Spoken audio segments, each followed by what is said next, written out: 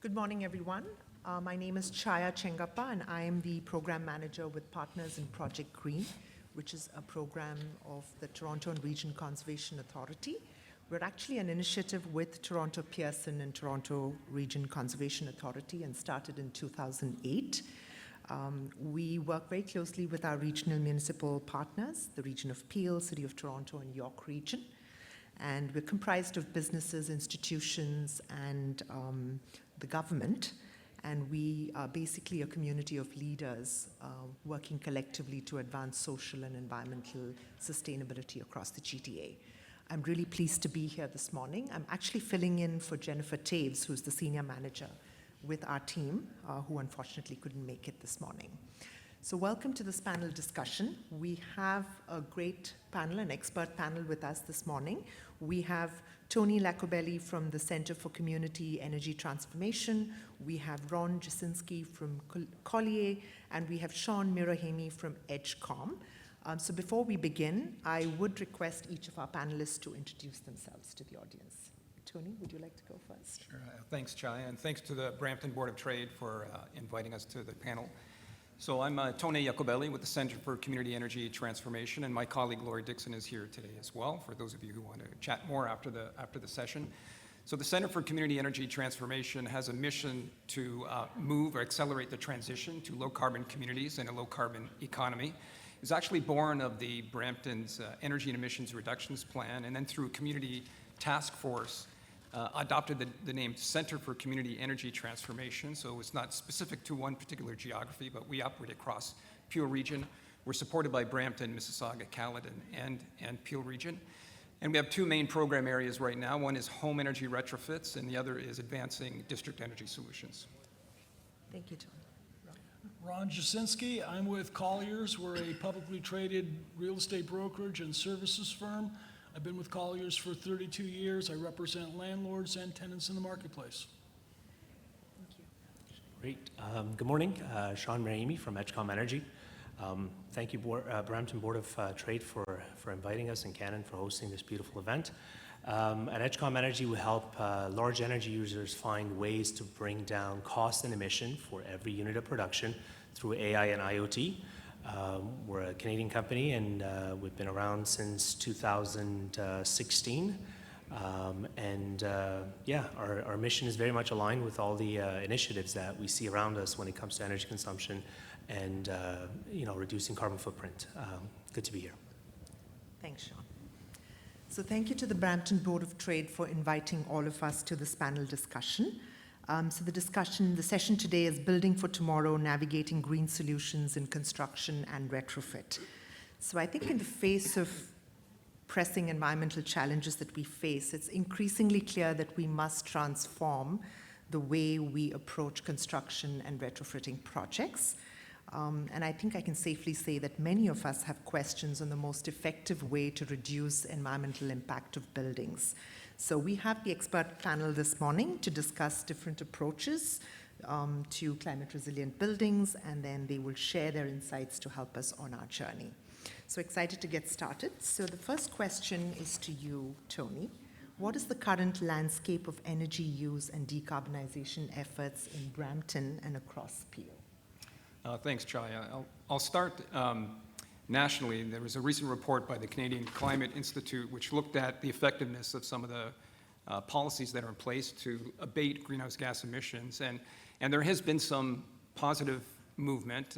There's lower greenhouse gas emissions in general than would have been a business as usual approach. We know that needs to accelerate. But for the building sector in particular, there actually has not been a decrease in greenhouse gas emissions over the last 10 years or so. And in fact, when you look a little bit more closely at Peel Region, and this data comes from the Atmospheric Fund, who publishes a greenhouse gas inventory every year for the Greater Toronto Area, in Peel Region, greenhouse gas emissions for the building sector actually has increased. And so you might say, well, Peel Region is growing, so perhaps we're not yet turning the curve on absolute emissions, but maybe we are on per capita emissions. But actually, per capita emissions have also been going up, at least from 2021 to 2022. So we need to dramatically increase the pace of building retrofits. Efficiency Canada pegs the rate of building retrofits at about 1.5%, 1% to 1.5% annually. We need to move to more to like 3 to 5% of the building stock being retrofitted annually. So that's the kind of mission that CSET is working towards. Thank you. Sean, my next question is to you. While CSET is focusing, I think, a lot more on residents, what about the large consumers? How can data analytics and potentially AI effectively be leveraged to decarbonize construction and retrofitting projects? Well, thanks for that question. I just noticed our CEO's face so I had to fill in for him because his wife went into labor yesterday, and so I hope that I could be as comprehensive as he potentially could have been on this. But to address that question, I was actually thinking on the way, and you know, I used to work in Brampton when I first graduated, and I was at Rogers, just on Dixie. And the first time I actually stepped into that building, one of the things that I noticed was there was a slogan that read, "There's nothing permanent but change." And that really resonated with me, and that's been, I guess, my guiding path when it comes to all the things that I've kind of experienced throughout my career and changes that I've been a part of.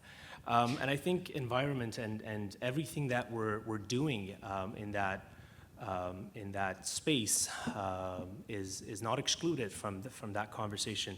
One of the, when we first started Edgecom Energy, one of the primary statements that we went with was, if you can't measure it, you can't manage it.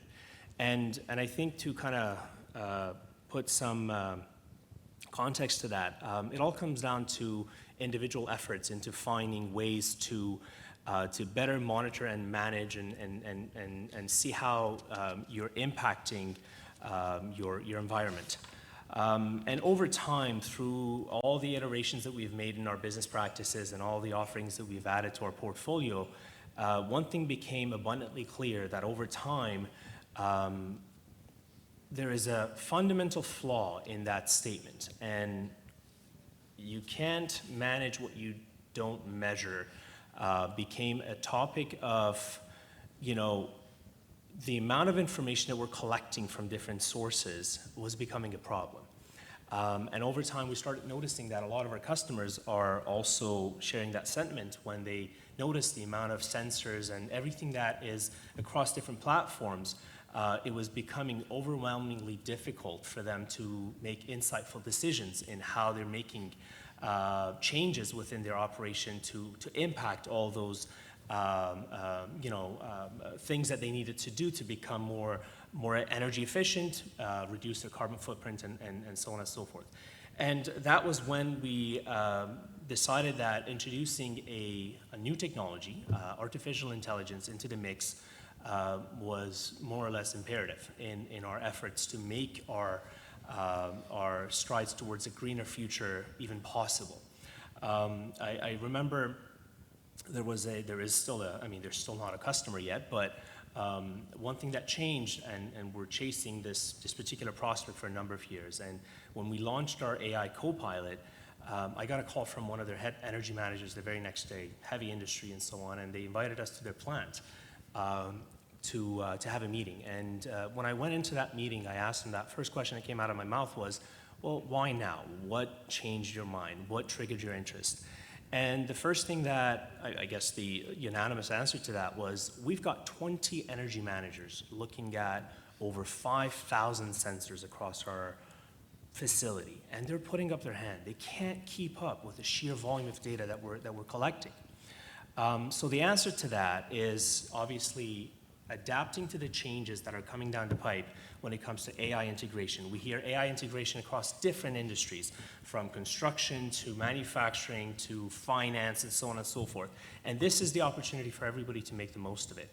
In energy management, AI could be looked at as a virtual energy manager or a way for us to be able to monitor sensors across different platforms and help customers make insightful decisions based on the collected information. And all of that is, I guess, the inevitable path forward in effectively changing our behavior towards a greener future. And construction is no different, from selection of materials to changing processes to building information modeling to anything related to building a beautiful building like this. There has to be a lot of factors come in and considered. And ultimately, if you look at human nature, we're all resisting change one way or another. We are comfortable with the status quo. And with that, no change could be as effective as you want it to be if you don't look at the newer ways of doing things. And AI could be a great, catalyst towards that change. And that's what we're helping a lot of industries achieve in our business practices. Thanks, Sean. Thanks for highlighting how AI solutions can, I think, streamline energy management and reduce costs and increase efficiencies. The next question is to you, Ron. From a property management perspective, how does implementing green strategies impact the resale value of a property? Sorry, just a two-part question. Will we get back the investment at the time of sale? So I'm the Grinch who stole Christmas. This is an altruistic topic. I think everybody is on board that we need to do more to protect the environment, make it a better place for not only ourselves but for our kids. And then the cold hard reality of economics raise their head, and that's what we have to deal with. So building a brand new building from scratch is far easier in terms of getting it to be a zero carbon footprint. There are things you can implement, materials on a structural level that are really hard to change on an existing building. The other factor is that for property managers and building owners, you're trying to keep your constituents happy. So tenants need to start demanding more of landlords, that they're reacting and investing the limited amount of money that they have to bring some of these changes about. Right now, we see a lot of tenants in the marketplace. I'm representing one right now. We were touring 150,000 square foot options downtown, and they had their clipboard with them, and on there were some boxes to check. And we asked one of the landlords, "What's your carbon zero plan going forward?" And they said, "We have a plan." And my client asked the question, "Are you buying credits, or do you actually plan on?" "Oh, no, we've got a plan in place. Our entire portfolio will be carbon zero by 2050. And my client said, "Okay, great," and checked the box, and we moved on to the next question: how fast are the elevators? So the reality is that these are important things for tenants, and they're important things for landlords, but they need to become a priority. And right now, it's not a priority. Things like the rent that I'm paying, how fast can I get into the space, what kind of turnkey allowance are you giving me so I don't have to go back to my CFO for more capital. Those are the things that are driving decisions. And while this is a great topic and we need to be doing more, there needs to be more emphasis both on the landlord side and on the tenant side for this, because the only obstacle right now for landlords, and why, in my opinion, they're embracing all these changes, is because they don't want to lose out on potential tenancies. And if a tenant says, "I'm not moving into your building because your carbon footprint is horrific and you're not doing anything to change it," that landlord will then make a change. But if that tenant says, "You know what, it's closer to my employees and there's transit at the front door," they might decide to go ahead even though the carbon footprint is completely offside. So there needs to be a re-examination of priorities. And until that occurs, unfortunately, the almighty dollar is going to be calling the shots versus what's necessarily better for the environment going forward.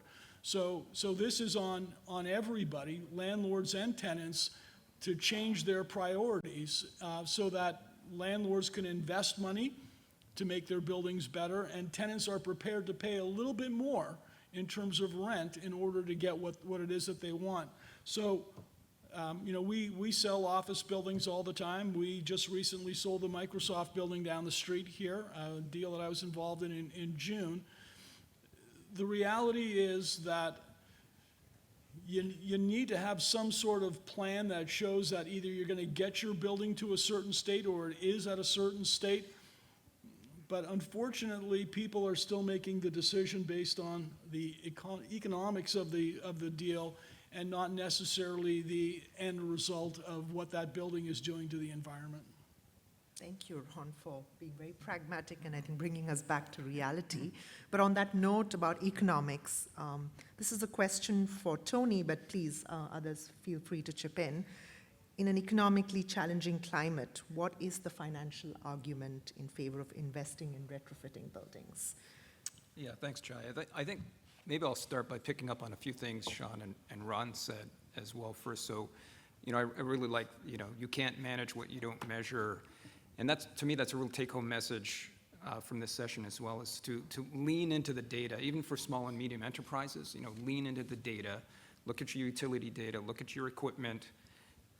And that's a really important part of the journey, of the energy conservation and retrofit journey. And using tools like Portfolio Manager is one, first step before you get into more sophisticated approach like sub-metering and AI. And then to Ron's point as well, often, we try to chase the 3 to 5 year return on investment on our energy conservation measures. And I would say that's still important because you still want to generate some momentum and some positive feedback, but place that within more of a 20-year life cycle approach as well, because then you can aggregate more projects, because there are other types of retrofits like building envelope or some equipment replacement that is, you're going to get a return over a longer lifespan. So, take that longer kind of 20-year life cycle approach as well. Obviously, there is a savings on your energy consumption, but frankly, Ontario energy prices are pretty low. So really what you're also doing with your energy conservation and your retrofitting is you're future-proofing against an escalation of energy prices. And in fact, right now we have an electricity subsidy. Even on my house, the electricity subsidy is something like $20 to $30 a month. That could disappear, at any point in time.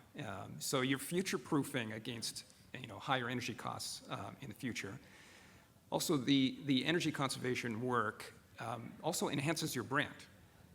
So I think Ron has mentioned this. The clients are asking, for people who lease space, they want to be able to work in some of the better environments. And so by doing this work, you're enhancing your brand. And there's also a health benefit as well to energy conservation, especially switching away from fossil fuels. Obviously, we're hearing about some of the pollutants associated with the fossil fuels. So there's a clear health benefit to just a better operating building. Okay. Are there any financing options that are available currently? Yeah, so I mean, other than, there are obviously the utility-based programs that are more of an equipment replacement program. When you're looking at aggregating a larger range of projects, including even thinking about renewable, you can think about an energy performance agreement. So this would be with a company like an ESCO. And obviously there are positives and drawbacks to that approach, so you have to be comfortable with that approach. One of the positive aspects of that is that it takes the risk off of the client, and then it basically puts an expense, a knowable expense over 15 to 20 year for you. There are some interesting companies that have an energy performance agreement. Efficiency Canada and Sofiac also have a form of energy performance agreement where they take on the risk of doing all of the building upgrades. And what's unique about this is they actually offer an insurance on the savings to the client as well. These are other forms of energy performance agreements that work quite well. Okay. Anyone else wants to chip in on this question? I think the comment I just would like to make is that the current environment, especially for office buildings, it's a different environment for industrial buildings. You've got a big roof area. I know a lot of industrial landlords are putting solar on their roof. It's an easier solution. On the office side, you're hit with two factors. One, You typically have a small floor print that's reproduced over multiple floors, so it gives you less surface area to put solar on.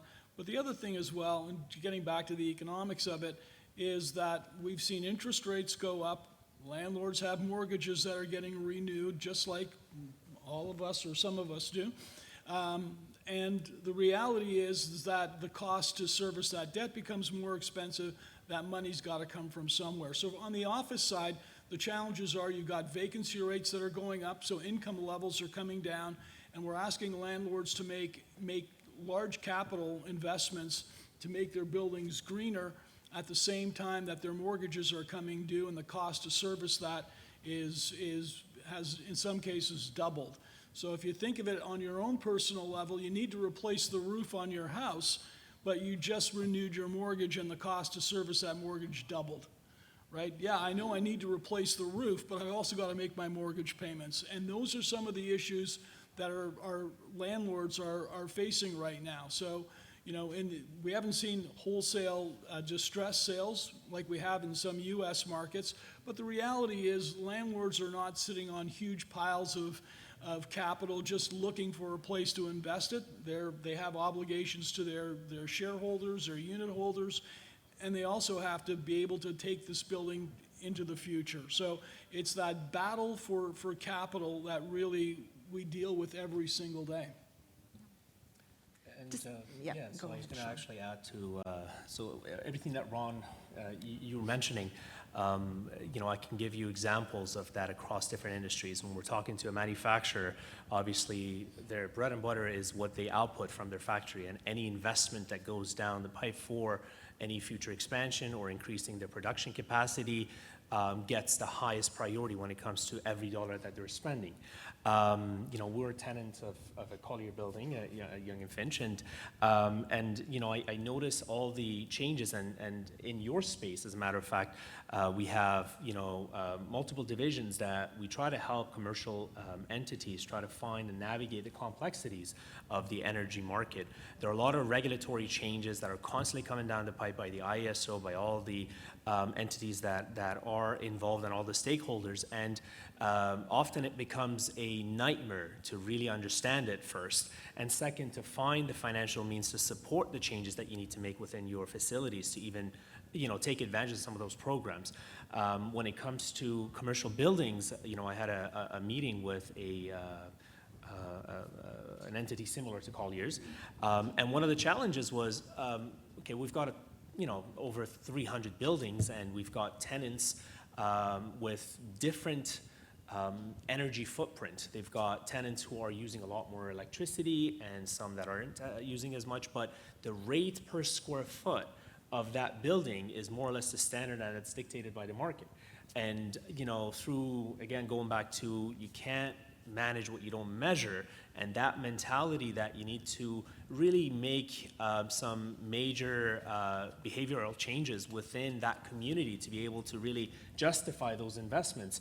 We have some customers who get their money back within 3 months, and they're still reluctant to make those changes. And it comes down to, you know, as a community, as people who are gathering in these, educating everybody that you talk to, educating them one way or another. The reason you're here is that you've got a passion for environment, you've got a passion for this planet, and you're worried about your children. You're worried about the future of this planet. And every step that we take, and you notice our European counterparts are far more ahead in the changes and the mandates that they're making, and people are a lot more receptive.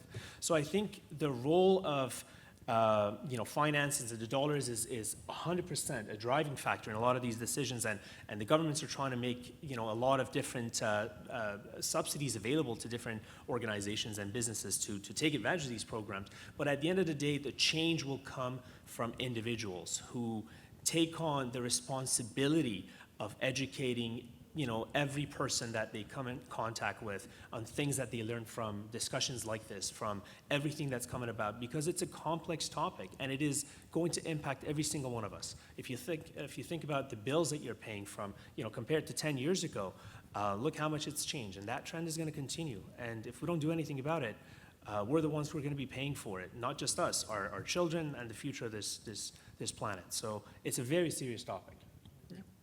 Thanks, Sean. Thanks for sharing that. I think it's a nice segue to my last question before I open it up to the audience. Does anyone want to share, despite all these challenges, a good success story in green buildings with the audience?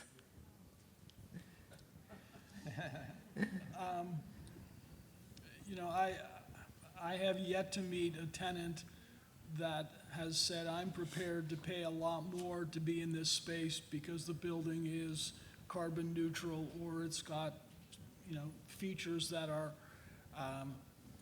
specific to the environment.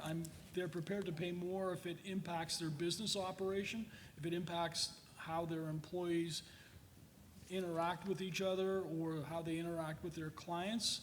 But we haven't gotten to the place yet, at least I haven't seen it, where tenants are prepared to stand up and say, you know what, I'm prepared to pay X more in money in order to get this result. So sadly, if you're asking me for a really good news story about someone that's stepped up and said that so far, it hasn't really been prevalent. I think we're still dealing with economies at the end of the day and profitability, and until there is a real push by both landlords and tenants to recognize that we're prepared to pay a little bit more in order to get a building that's going to be sustainable long term, we're going to have positive impacts on the neighborhood, we're just not there yet, in my opinion.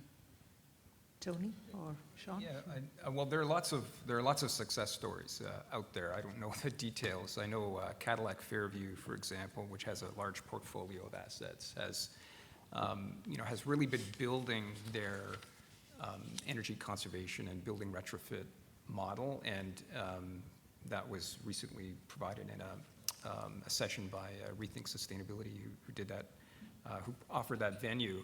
And that was really interesting to hear also the journey that they took. You know, they didn't start off big right away. They started taking, kind of piecemeal approaches that were tractable approaches, and building the corporate culture for energy efficiency was really important. Companies like Dream as well, which have been investing. RioCan, which has their project, The Well, which is also an expansion of district energy, of Enway's district energy system in Toronto. So I don't have any specific Peel region in the ICI sector at this point in time, but there are quite a few success stories out there. It's interesting you mentioned Cadillac Fairview. That was one of the examples I was going to use, because they're a customer of ours, and I think they've been with us for about 6 or 7 years now, and the impact, because of the way that we operate that relationship, and we give them insight into how much we've managed to help them reduce their carbon footprint and energy consumption. It came to mind, but I'm going to use a different example, and I think this is a prime example of a type of industry or a type of client that started off, very open-minded and very receptive of all the concepts and everything else that we were going to market with. And this is Riverside Natural Foods. You may know them as Made Good Bars, one of our great customers. And they've had, I see a lot of sustainability reports from a lot of companies, and how, whether they follow it or not, and all the amount of investments that they need to put in to achieve those goals, as aspirational as they seem, it really comes down to shifting priorities with the changing landscape across the economic side of things. You see that, interest rates going up, they all of a sudden have to funnel money into a line of production that they wanted. So a lot of things get changed, but Riverside Natural Foods has been, off the top of my head, one of our great customers, who has not only implemented a lot of the solutions that has led to becoming a green and sustainable operation, but they've got a roadmap that they're following around the clock, and I think it's a prime example, and potentially that luxury of really not caring about,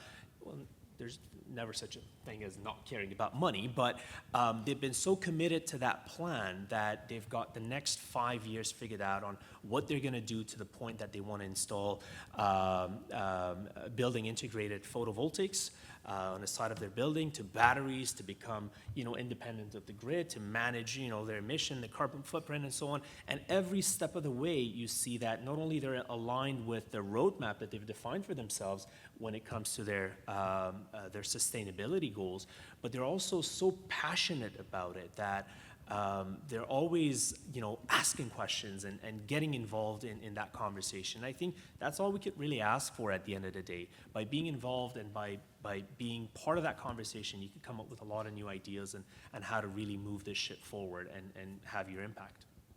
Thank you, Sean. Thanks to all the panelists.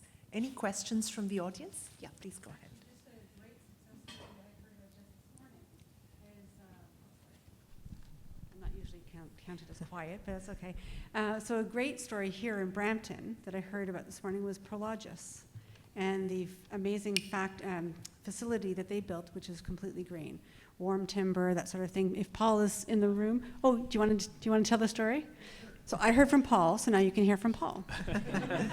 Yeah, thanks, Heather. So I was telling them this morning about Prologis, which is one of the largest industrial developers in Canada and the world.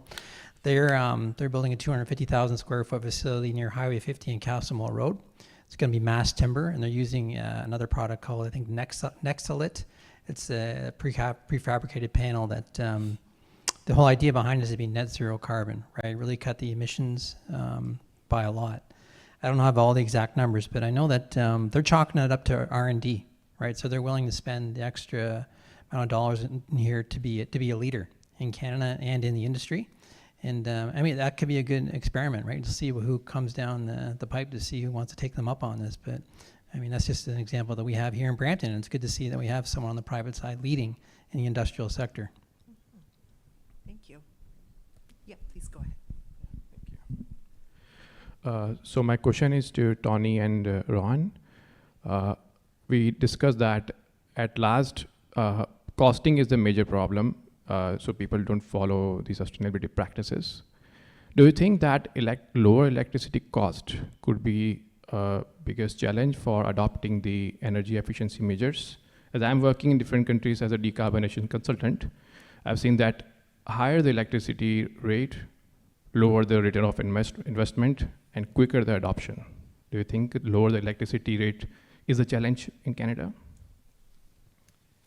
Sorry, is the question that lower electricity rates is making it more challenging to do the retrofits? Because it's a longer return on investment. Yes, that's for sure. Yeah, there's an interesting study about probably the three most important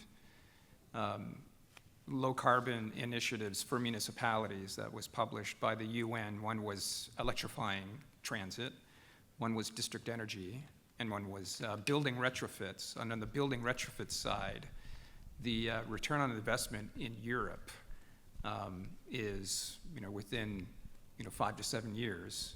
For what they were saying, for North America, it's much longer, because in Europe the energy prices are so much higher. So it has to be more than an economic argument in North America to do the work. That's why if you factor in the increased comfort, the health improvements, and the fact that you're future-proofing against possible future higher energy costs, then it starts to become a rationale for energy retrofits. Anyone else wants to answer? You good?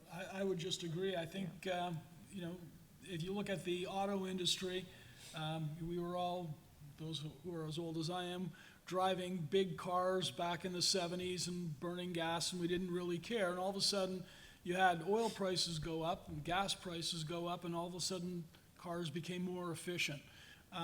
The economy works in such a way that it favors efficiency. And so if you've got a low-cost source of fuel, or electricity in this case, then there's less onus on building managers and tenants to look to find some way to make it more efficient, because it's plentiful and it's inexpensive. So you want to start getting efficiencies in the marketplace, then maybe subsidies on electrical consumption that are used to retrofit buildings and do things of that type would make some sort of sense. But you need to have some incentive for change to occur, and low energy prices foster lack of efficiency.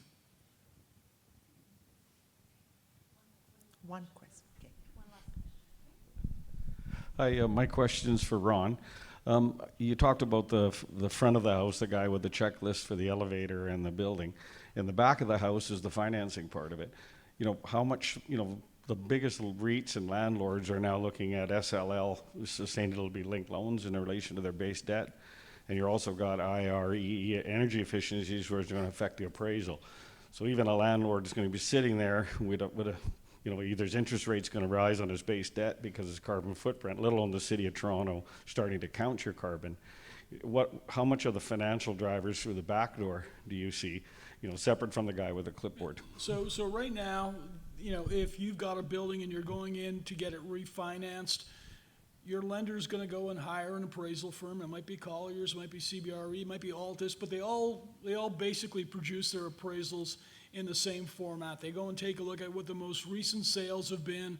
They attach a dollar value to it, and that's what the lender's prepared to lend on. So the crisis we're having right now is that property values have decreased, so the amount that lenders are prepared to lend is forcing building owners to have to write a check to pay down the debt so that the loan-to-value ratios remain consistent. It doesn't seem like that important a deal, but that money that landlord is having to write a check for in order to be able to qualify for their financing or their refinancing is coming out of somewhere. It's either coming out of capital reserves, they're going to have to find an alternative source for it. So the back end of this that looks at this is trying to survive. There's an old expression in the South, you know, when you're up to your ass in alligators, you forget that your job was to clean out the swamp. And so while we can look at all these things that are important to do, the reality is that landlord is trying to generate some sort of profit for its shareholders or its owners. They're also trying to manage their capital. And so it's, you know, as I said earlier, it's a question of priorities. And right now, the way that financing is determined, unfortunately, there's an inordinate amount of importance put on the appraisal. And that appraisal is, and like I say, we do appraisals as well, so I'm taking a shot at everybody. What we do here is we do the easiest thing possible. The building down the street sold for $200 a foot, therefore your building's worth $200 a foot. It doesn't take into account whether that building was green or had all sorts of benefits to it, if it was, you know, more environmentally responsible. That typically doesn't become part of that appraisal discussion. So now you're simply just trying to make sure that you've got enough capital to pay down your debt so you can continue to own the office building or the asset. You know, unfortunately, we're in times right now where it's difficult to look past that, because I can tell you almost every landlord, private, institutional, or other, is trying to figure out how to manage their debt, because most landlords, pension funds included, put debt on their assets when they buy them. So now they're trying to manage that, and at the same time you're saying, well, let's try and figure out a green solution to this building. Let's replace the HVAC systems. When tenancy, the number of tenants are down, you know, we've seen vacancy rates go up. Lease rates, unlike industrial and office buildings, haven't really risen. So there's just not this surplus capital that's out there to allow these landlords to make these decisions. And landlords typically don't want to lose tenants. So if the tenant is coming out and saying, you know what, you have to have some sort of green plan, a zero carbon neutral plan, and I'm prepared to pay for it, then the landlord's prepared to make an investment. But if the tenant's not prepared to pay for it, it's really hard for that landlord to make that investment. They need to show that it's important to them. It's got to be moved up on the priority list versus speed of elevators. Well, unfortunately, there's no time, and I'll have to break this panel discussion. I hope we can continue these discussions through the day. I'd like to thank each of our panelists for being here today. I think you've brought your own perspectives, and we've explored a range of different approaches. And what it's becoming clear is the importance of education, policy, collaboration, and innovation, I think, that's required in creating this more resilient future. So thank you, everyone, and thanks to the audience for being here as well. Thank you. Thank you to the panel, and thank you to Chaya as well for moderating. Appreciate a round of applause for her also. And appreciate all the comments shared around the opportunities around new build and retrofit, obviously the challenges, including alligators apparently, that we need to learn how to navigate, but citing so many examples that we can go home and do some work ourselves and understand where the opportunities may lie. More than anything else, I just want to reemphasize and really appreciate the focus on the conversation here around some of the mechanisms that are out there, some of the challenges that are out there, some of the technologies that are out there, but more than anything, emphasizing it over and over again, that thing that we all know to be true, that it's about leadership, it's about commitment, it's about culture. The economic horizon for some of these investments is very, very long. You have to do it because you believe that it's the right thing to do, and I appreciate you all emphasizing those points. So thank you very much again. Yeah. With that, that's our first panel. We do have a little bit of a break set up for you all right now. We've got about 15 minutes of a little bit of time for you to stretch your legs, use the facilities, do a little bit of networking. In the cafeterias area there where we had the breakfast earlier today, we've got some fresh juices. Fresh House, a local juice company, has provided some great refreshments for us to get you through until our next panel. If you're part of the fleet electrification panel, meet back here. If you're taking part in the net zero workforce panel, that will be upstairs. We'd like to have you back in your seats in about 15 minutes at about 5 to 12. If you could return either down here or upstairs for the next panel. Thanks very much.